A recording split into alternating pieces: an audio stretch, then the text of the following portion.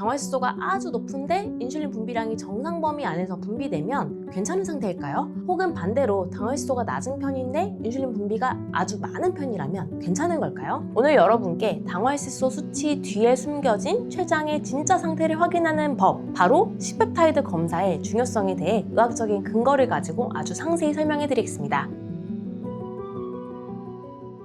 안녕하세요. 당뇨인들의 당뇨 졸업을 돕는 당뇨스쿨의 한의사 이희민입니다. 당뇨스쿨에서 C펩타이드 검사를 강조하다 보니 관심 갖고 검사하는 분들이 정말 많으신데요. 문제는 제대로 해석을 하지 않으면 검사를 한 보람이 없다는 점입니다. 예를 들어 당화혈소가 아주 높은데 인슐린 분비량이 정상 범위 안에서 분비되면 괜찮은 상태일까요? 혹은 반대로 당화혈소가 낮은 편인데 인슐린 분비가 아주 많은 편이라면 괜찮은 걸까요? 많이 궁금하실 텐데요. 오늘은 실제 환자분들의 당화혈소와 인슐린 분비량 데이터를 가지고 어떻게 해석해야 하는지, 그리고 각 유형에 맞는 생활관리와 한의학적 치료법까지 한 번에 자세히 설명드리겠습니다. 끝까지 집중해주세요. 췌장에서 인슐린이 얼만큼 나오는지 검사하는 걸 C펩타이드 검사라고 하는데요. 일반적으로 C펩타이드 검사의 정상 참고치는 1에서 3.5까지입니다. 그러나 이 기준치 안에 들어와 있다고 해서 무조건 괜찮다고 판단해서는 안 됩니다. 반드시 검사 당시에 당화혈소 수치와 비교하여 상대적으로 해석해야만 실제 췌장 기능을 정확하게 파악할 수 있습니다. 임상에서 가장 흔히 볼 수 있는 세 가지 유형으로 나누어서 정리해 드릴게요.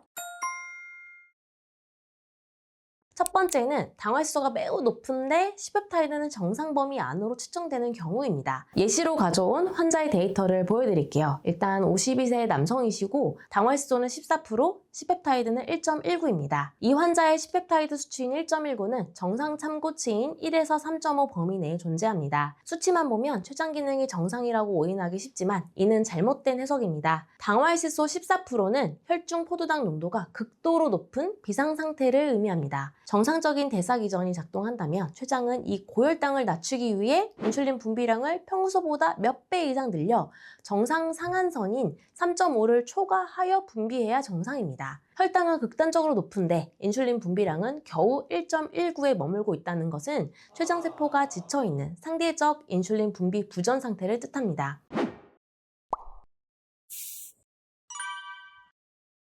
왜 이렇게 당화혈소에 비해서 인슐린 분비량이 부족한 걸까요? 아마도 혈당이 너무 높기 때문에 췌장에서 인슐린을 많이 분비했다가 시간이 지나면서 췌장이 지쳐서 인슐린 분비량이 줄어들었을 가능성이 큽니다. 그래도 인슐린 분비량이 정상 범위 안에 있어서 다행이라고 볼 수 있겠고요. 이때 제대로 치료해서 혈당을 낮추지 못하면 췌장의 인슐린 분비량이 앞으로 더 낮아져서 정상 범위 미만으로 분비될 수 있습니다. 생활관리는 음식, 운동, 수면, 스트레스 관리가 모두 필요한데요. 이러한 몸 상태일 때 꼭 지켜야 할 세 가지 생활관리 말씀드릴게요. 우선 공복혈당 달력을 작성을 하면서 저녁 식사 이후에는 물 외에 아무것도 먹지 않기, 전체적으로 활동량을 늘리고 식후에 꼭 움직이기, 그리고 반드시 밤 11시 이전에 취침하여 7시간 이상의 수면 시간을 확보하기입니다. 공복혈당 달력을 작성하면서 생활관리를 해보면 어떨 때 높은지 어떨 때 낮은지 파악하실 수 있을 겁니다. 한의학적으로 치료를 한다면 혈당이 높은 원인을 찾아 치료를 하는데요. 췌장 기능이 그나마도 버텨주고 있기 때문에 혈당이 높은 원인이 수면장애나 불면증이 있기 때문인지, 소화 기능이 안 좋아서 그런 건지, 스트레스로 인해 심장이나 뇌에 과부하가 걸린 건지 등을 파악해 한약 치료로 문제되는 몸 상태를 해결해 줍니다. 두 번째는 당화혈소는 안정적인 편인데 C펩타이드 분비량을 정상 범위를 넘어 높게 측정되는 경우입니다. 환자 데이터를 가지고 왔는데요. 45세 여성이고요. 당화혈소는 5.8%, 그리고 C펩타이드는 3.8입니다. 이 환자는 당화혈소가 5.8%로 혈당 조절이 아주 잘 되고 있거나 당뇨 전 단계 수준으로 보입니다. 하지만 C펩타이드 수치는 정상 상한선인 3.5를 넘은 3.8로 측정이 되었습니다. 혈당이 높지 않음에도 불구하고 인슐린 분비량이 이토록 많다는 것은 세포가 인슐린을 받아들이지 못하는 인슐린 저항성이 매우 심각함을 의미합니다. 세포문이 막혀있다 보니까 췌장이 혈당을 유지하기 위해 과도하게 많은 인슐린을 지속해서 분비하고 있는 상태입니다. 이 상태를 방치하면 장기적으로는 췌장이 과로로 인해 지치게 되고 결국 인슐린 분비 능력이 고갈되는 단계로 진행됩니다. 이 유형은 주로 비만형 당뇨거나 과체중인 경우가 많기 때문에 체중 감량이 필수적입니다. 매일 30분 이상 중강도 이상의 유산소 운동과 근력 운동을 병행하여 근육세포가 인슐린 없이도 포도당을 소비하도록 유도해야 합니다. 식단에서는 액상과당이나 정제탄수화물 등 인슐린 분비를 급격히 자극하는 음식을 전면 차단해야 합니다. 한의학적으로는 몸속에 정체된 스별과 식적, 담음 등의 대사 노폐물을 제거하는 한약 처방을 사용합니다. 더불어 인슐린 저항성의 원인을 간이나 심장, 소화기에서 찾아서 개선해줍니다. 이를 통해 인슐린 저항성을 낮추고 세포의 감수성을 깨워주면 과도하게 높았던 C-펩타이드 수치가 하향 안정되면서 췌장이 안정을 찾게 되는 것이죠.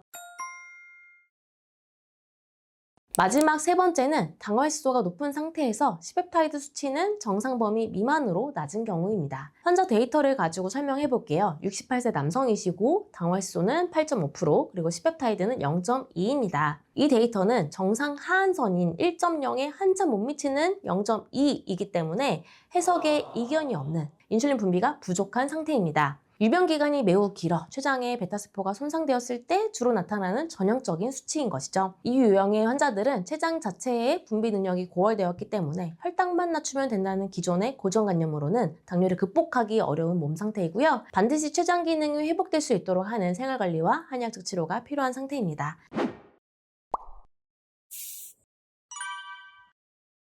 췌장에 휴식을 줄 수 있는 생활관리가 필요한데요. 음식, 운동, 그리고 수면으로 나누어 설명드릴게요. 음식의 경우 식사를 하고 간식을 끊거나 절제해야 하는데요. 식사도 하고 간식도 먹으면 췌장이 도무지 쉴 수 없기 때문입니다. 운동의 경우 식후 10분 운동이 매우 중요한데요. 식사 후에 췌장이 인슐린 분비량을 확 늘려야 하는데 10분 운동을 해주면 췌장의 부담이 줄어들기 때문이죠. 다음으로 수면의 경우 11시, 적어도 12시 전에 자고 7시간 이상 자야 하는데요. 잘 자는 만큼 췌장이 휴식을 취할 수 있기 때문에 잠자는 시간을 아까워하지 마시고 치유의 시간으로 생각하시길 바랍니다. 이 유형의 경우 췌장 기능이 회복되어 인슐린 분비량을 늘릴 수 있는 한약 처방을 하게 되는데요. 실제 임상적으로 환기를 포함한 한약 처방을 통해 인슐린 분비량이 증가하는 것을 확인했습니다. 평소에 환기를 끓여서 드시면 좋고요. 인슐린 분비량이 너무 부족하거나 오랜 당뇨로 췌장 기능이 걱정된다면 한약적 치료를 고려해 보시는 것도 좋겠습니다. 오늘은 당화혈소 수치와 C-펩타이드 수치를 어떻게 매칭하여 해석해야 하는지, 그리고 내 몸에 맞는 한약적 치료와 생활관리법은 무엇인지 유형별로 묶어서 정리해드렸습니다. 결론적으로 정상 범위가 1에서 3.5일 때 C-펩타이드 1.19라는 숫자는 내 당화혈소가 6%일 때는 정상으로 볼 수 있지만 내 당화혈소가 14%까지 올라갔을 때는 췌장 기능 저하를 뜻하는 위험 신호가 됩니다. 이처럼 당뇨 치료는 단 하나의 단편적인 숫자만 보고 판단해서는 안 되고요. 내 유형이 오늘 말씀드린 유형 중에 1유형인지 2유형인지 3유형인지 정확히 분류하여 접근해야 당뇨를 졸업할 수 있습니다. 내 췌장 상태가 어떤 단계인지, 그리고 어떤 관리를 해야 하는지 명확한 판단이 서지 않으신다면 1644-5178로 문의 주셔서 정밀한 검사와 상담을 받아보시길 권장하고요. 한의학적 치료도 고려해 보시길 바랍니다. 한의학적 치료에 대한 상담이나 도움이 필요하다면 1644-5178로 문의 주시길 바랍니다. 오늘 영상 3줄 요약할게요. 1. C-펩타이드 검사는 수치 자체보다 당화혈소와 비교해 췌장의 실제 혈당 조절 능력을 상대적으로 해석하는 것이 중요하다. 2. 오늘 설명한 사례들을 잘 살펴서 본인이 어떤 유형에 속하는지 정확히 분류해야 한다. 3. 유형별로 인슐린 저항성 개선 또는 췌장 기능 회복이 필요하고 필요시 한의학적 치료를 고려해보자.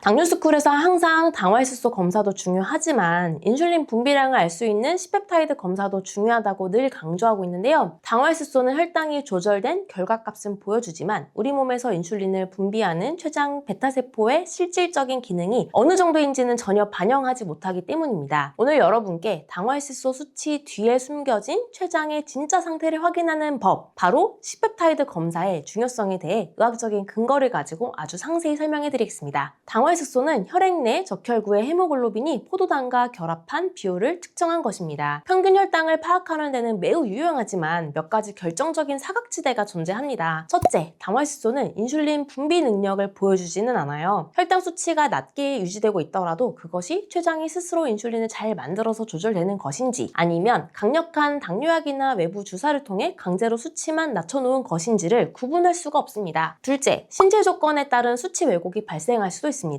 당화혈소는 적혈구의 수명에 의존합니다. 만약 환자에게 빈혈이 있거나 간질환이나 심장질환이 있어서 적혈구의 교체 주기가 일반인과 다르다면 당화혈소 수치는 실제 혈당 상태보다 낮게 혹은 높게 측정될 수 있습니다. 실제 연구에서도 이러한 수치 왜곡이 질병의 진행 상황을 잘못 판단하게 만들 위험이 있다고 경고하고 있습니다. 셋째, 혈당 변동성을 반영하지 못합니다. 평균 점수는 80점이더라도 매일 0점과 100점을 오가는 사람과 매일 80점을 꾸준히 꾸준히 유지하는 사람은 혈관 건강 상태가 완전히 다릅니다. 당화혈색소는 이 널뛰는 혈당을 잡아내지는 못하고요. 이는 곧 합병증 예방의 구멍으로 이어집니다. 그렇다면 우리는 무엇을 더 확인해야 할까요? 바로 C페타이드입니다. 췌장의 베타세포에서 인슐린이 생성될 때 인슐린 전구체인 프로인슐린이 인슐린과 C페타이드로 분리되어 혈액으로 방출됩니다. 즉 인슐린 한 분자가 만들어질 때 C페타이드도 정확히 한 분자가 생성되어 나옵니다. 여기서 중요한 차이점이 있습니다. 인슐린은 분비된 후 간에서 약 50% 이상 분해되어 사라지기 때문에 실제 췌장이 얼마나 일을 했는지 측정하기가 매우 까다롭습니다. 반면 C페타이드는 간에서 대사되지 않고 신장을 통해 배설되며 혈중에 훨씬 오래 머무릅니다. 따라서 혈액 검사를 통해 C페타이드 수치를 측정하면 췌장이 현재 스스로 인슐린을 얼마나 만들고 있는지, 즉 내인성 인슐린 분비 능력을 가장 정확하게 파악할 수 있습니다. 특히 외부에서 인슐린 주사를 맞는 환자의 경우 주사로 들어온 인슐린과 내 몸이 직접 만든 인슐린을 구분할 수 있는 유일한 방법이 바로 이 C페타이드 검사입니다.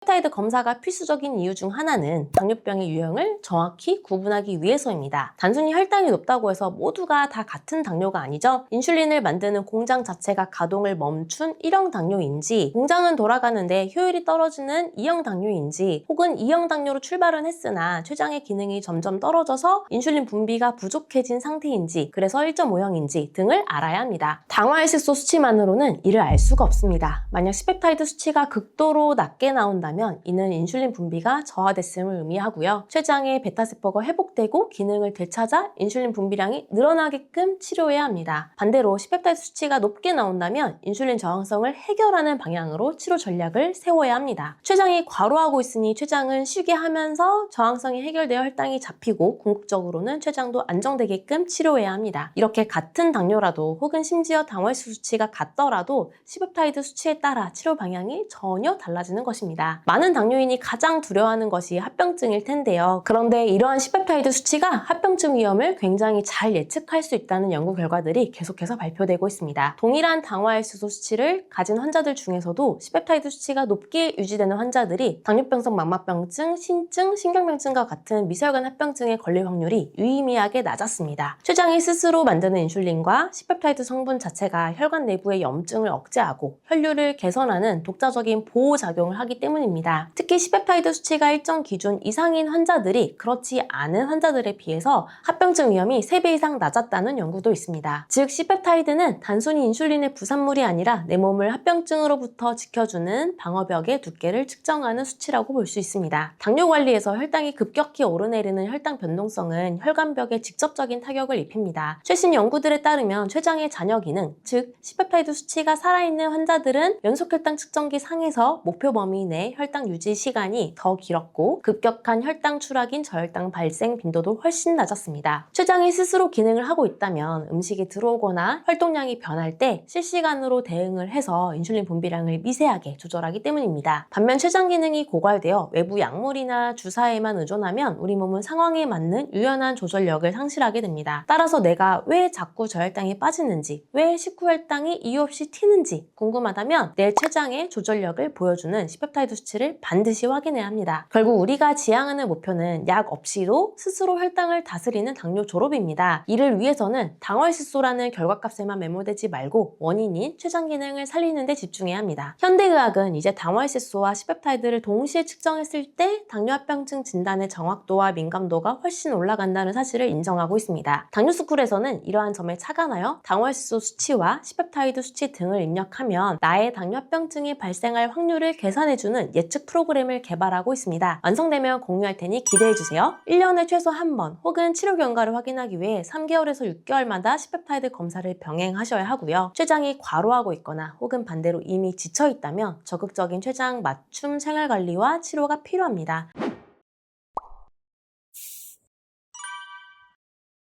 실제 췌장 기능이 떨어져 있는 당뇨 환자들에게 췌장 기능 회복을 돕는 한약 치료를 했더니 3개월로 보정 시 C페타이드 수치가 평균 0.32씩 높아졌고요. 임상에서는 인슐린 분비량이 증가하면서 당뇨약을 줄이거나 끊는 사례들이 많았습니다. 한약적 치료는 췌장의 기능을 회복하는 유일한 방법일지도 모릅니다. 한약적 치료에 대한 상담이나 도움이 필요하다면 1644-5178로 문의 주시길 바랍니다. 오늘 영상 3줄로 요약할게요. 1. 당화혈색소 수치가 안정적이더라도 췌장이 과부하 상태일 수 있으므로 반드시 반드시 C-펩타이드 검사를 병행하자. 2. C-펩타이드 수치가 높게 유지될수록 혈당 변동성이 줄어들고 망막, 신장, 신경합병증으로부터 안전해진다. 3. 췌장세포의 기능을 보존하고 회복시키는 한약적 치료와 생활관리가 병행될 때 진정한 당뇨 졸업이 가능하다. 추가로 오늘 말씀드린 내용을 포함해 당뇨를 극복할 수 있는 비법 20가지가 담긴 편지를 발송해드립니다. 매일 아침 7일간 발송해드리는데요. 여러분의 당뇨 극복에 나침반이 되어줄 것입니다. 무료로 보내드리니 꼭 신청해보시고요. 아래 고정 댓글에 있는 링크를 눌러 신청하시거나 ARS 1877-8125로 전화를 걸어 전화 한 통으로도 간단하게 신청하실 수 있습니다. 감사합니다.